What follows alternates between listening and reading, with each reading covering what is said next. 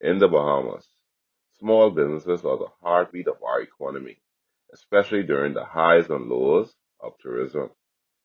To truly understand how local entrepreneurs adapt, survive, and stay resilient, I decided to go straight to the people who experience these challenges every day. From taxi drivers, straw vendors, each person offers a honest perspective on what it means to operate a business in our tourism-dependent country.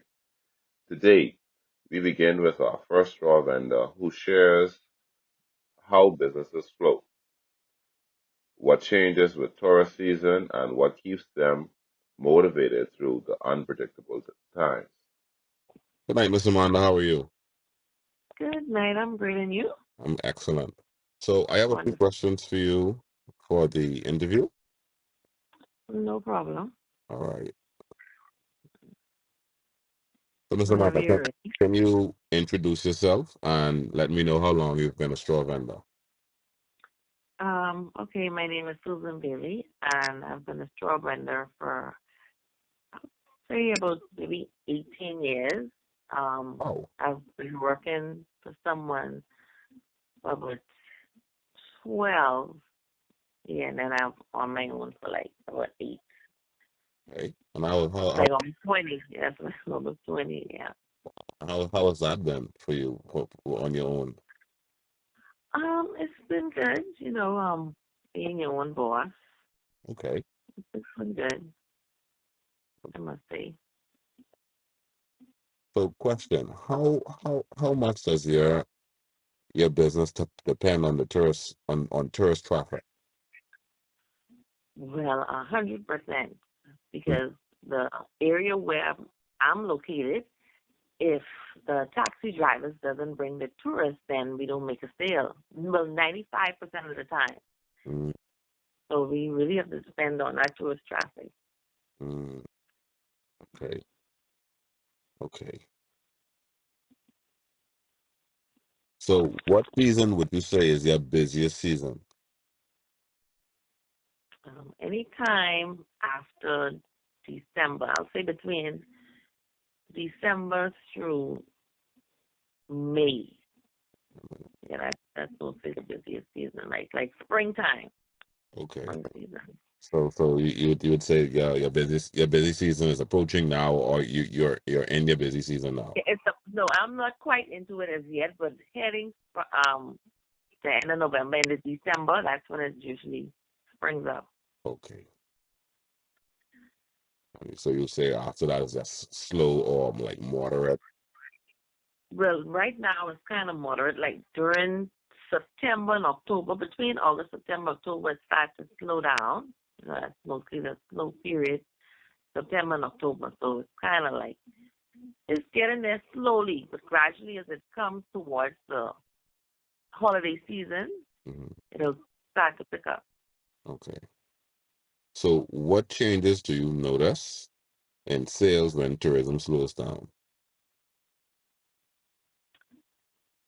What changes to say it again?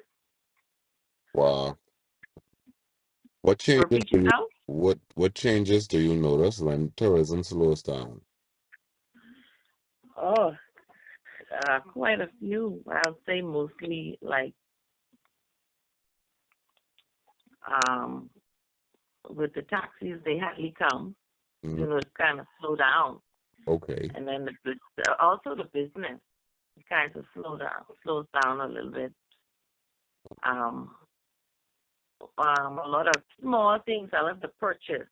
Like I don't mostly my sales are bags, hats, and stuff like that. But I love to buy a lot of trinkets as well. Mm-hmm. 'Cause, everything in add up. You never know what the tourist wants. So you'll have to have a little of everything just to make a sale. Mm-hmm. Okay. And do you make any of the items yourself? Yes, mostly jewelry. Okay. It's hard to make jewelry.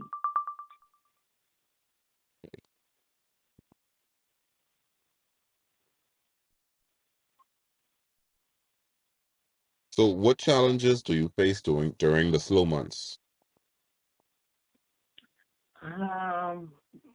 The challenges is, well, basically I would say not paying my bills in full.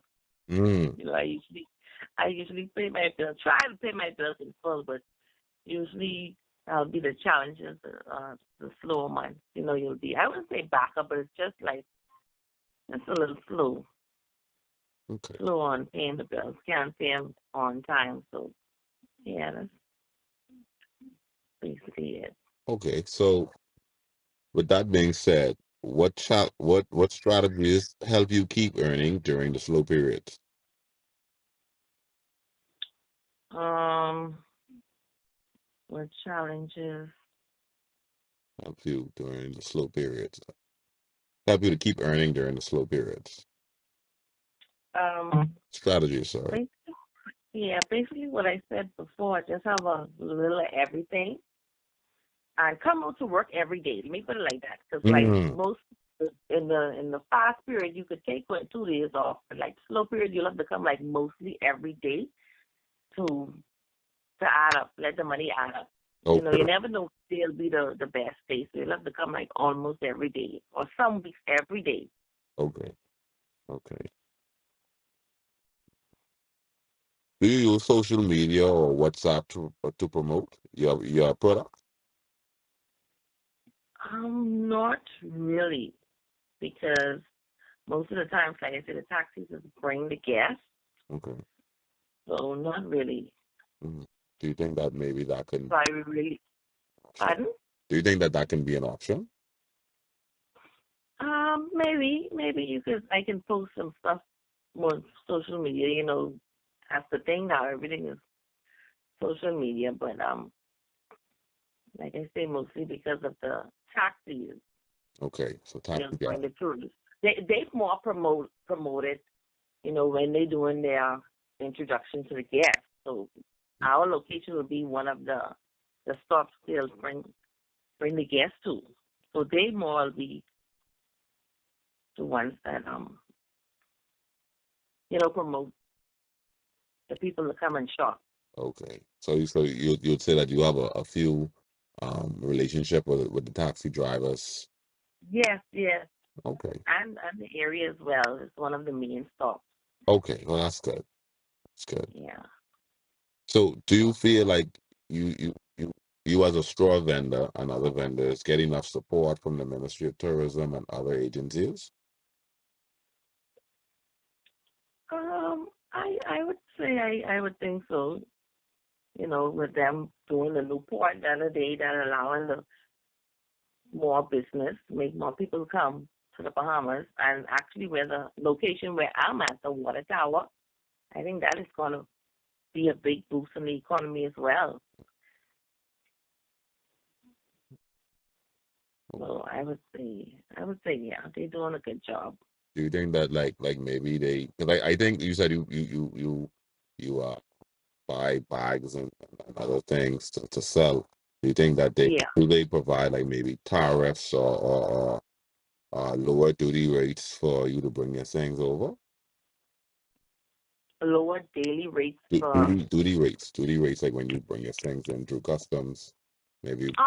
Well, nowadays we just purchase everything from home. But I just Okay, purchase everything from home. okay, okay, Yeah, from right here. It's much easier now. okay. So, what improvement would you like to see in the straw market? Well, where I'm located, I would say the parking area, because where I'm at by where we're being renovated by the water tower. It's a small area, so the business is gonna be booming as soon as that tower opens. So the parking area, I would think they need to improve that, Okay, because it usually get a little clustered when a lot of taxis come up there. mm, So I would say the parking. okay. Last question for the night. Um, Okay. what advice would you give someone wanting to start selling in the straw market? It's a good business to get into. I would say that, but most of all, you'll have to have a pleasant attitude. Mm, Um, tourists, they some tourists they saved their whole life to come to the Bahamas. You don't want to come nowhere and you have a bad experience. So always have a pleasant attitude. You never know that one guest may make your day. Mm. So I would say always have a pleasant and positive attitude towards the guest. And bear in mind, it's also our number one in the street. So we really depend on the tourists. So we like to be nice to them. So I suggest they do the same. Okay. Okay. Well, Miss Amanda, thank you so much. You've been a great help.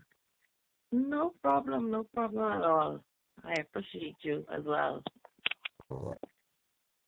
And you have a great night if that's all. Thank you so much.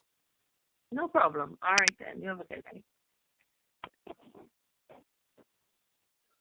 Transportation is the first real connection tourists have with our island, and no one sees the pulse of economy quite like a taxi driver. They experience the rush of the cruise ship days, the slow stretches during off seasons, and the everyday challenges of keeping a small business running.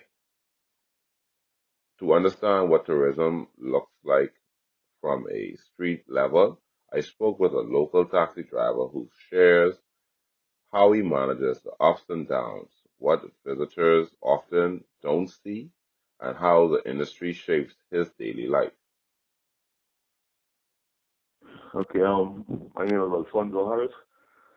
I've been driving now from 1995, and that's in the tourism industry. I drive a taxi, and it's been pretty good since I volunteered. All right. All right. So, how much of your income depends on tourists? Um, when during the season time, the season is good. It's good. It could be like $1,000 a week. You know, even more sometimes. Okay, so you would say most of your funds come from the tourists or locals? No, the most of it comes from tourists. Tourists. Yeah, tourists. Okay. Yeah. So when is your busiest season and when is your slowest season? Okay. October and September. Those are the two slow months, and then you got January on to November. December. They're pretty busy. Yeah. But September and October could be slow. Sometimes you could probably only get to walk away with like two jobs a day. Wow. Yeah. Wow. That's really slow. That's like almost that's kind of discouraging, I would say. Well, I mean, well, that's why you say if you make $100 that day, you got to save at least half of that, Real. because only September and October, so you got the rest of the months, but they're pretty okay. Okay. Okay. Yeah. So how does your business change when tourism slows down? Um. Well, I don't. Well, I really don't bother me because every day make something. I put some aside, for the rainy days, Okay. you know, Okay. and I'm pretty good at doing that, saving, That's good. That's excellent. yeah. So do you face any challenges during the slow months? Um. No, you go, you can every day you make something, That's how I go with the taxi, with the transportation business. You can make something, even if you don't make what you thought, you would have made, Right. Yeah. So you would say that maybe one of the things that you would do in that type of time is just make sure be out there every day to catch basically any possible job. Yeah, yeah. See, sometimes, man, one job that they could make you make your week. Right. That happens. That happens. Okay.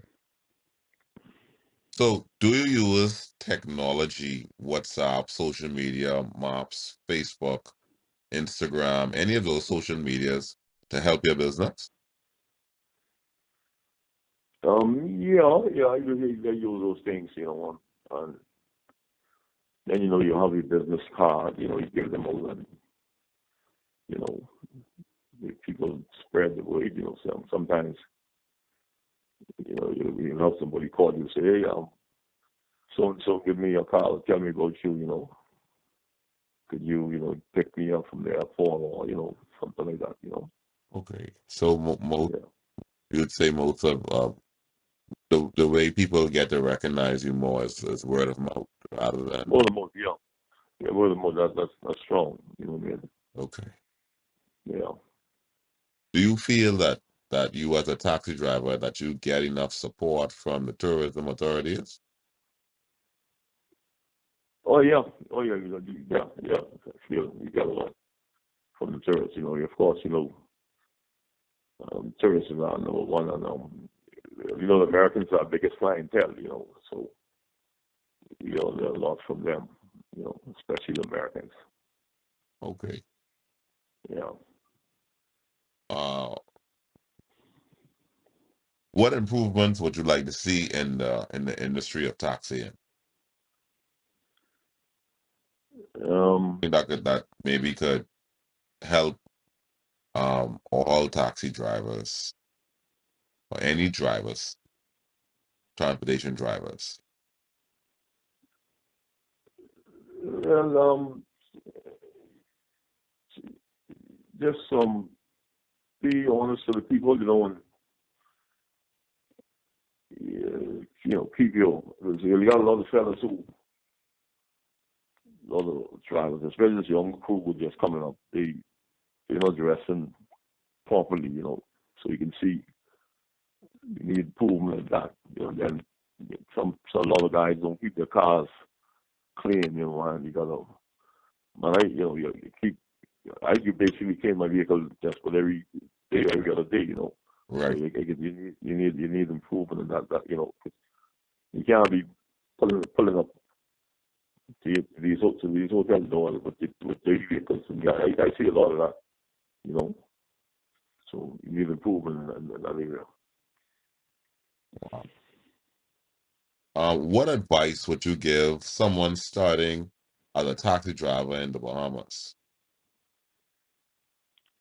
Boy, if you're coming into this business, you gotta be serious, be honest, and you know, prepare yourself to meet a lot of people. You can meet a lot of people. Um, so just do the right things. You know. Okay. Well, Mr. Harris, thank you for your time. It's been a pleasure with you. Hearing the voices of the straw vendors and the taxi drivers really stayed with me. These are people who show up every day not knowing if tourists will come, if business will be slow, or if they make enough to cover the week. Yet they still smile, still hustle, and still hold on to hope. Listening to them reminded me that behind every sale, every ride, every interaction, there's someone fighting to keep their family steady. Their strength made me see tourism not as an industry, but a human story. When people think of the Bahamas, they picture beaches and blue waters, and the real beauty in people who keep this place alive. The small business owners and vendors and drivers, the ones who keep pushing through the slow season, tough days, and uncertainty. The resilience and is the backbone of our economy. They prove that even when tourism slows down, our spirit doesn't. The stories show that what truly keeps the Bahamas standing isn't the visitors. It's the Bahamians who never stop working, never stop believing, and never stop trying. That's the real power behind our island.